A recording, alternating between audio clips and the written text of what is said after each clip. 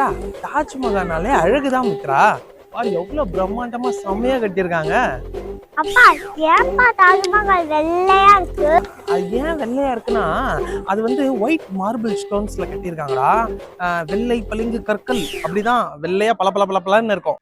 அப்பா இந்த வெள்ளையா இருக்க தாஜ்மஹாலுக்கு கலர் கலரா பெயிண்ட் அடிச்சா என்னப்பா ஆகும்? என்ன ஆகும்? தாஜ்மஹாலே கலர்ஃபுல்லா ஆகும். இல்லப்பா பயங்கரமா செலவாகும்.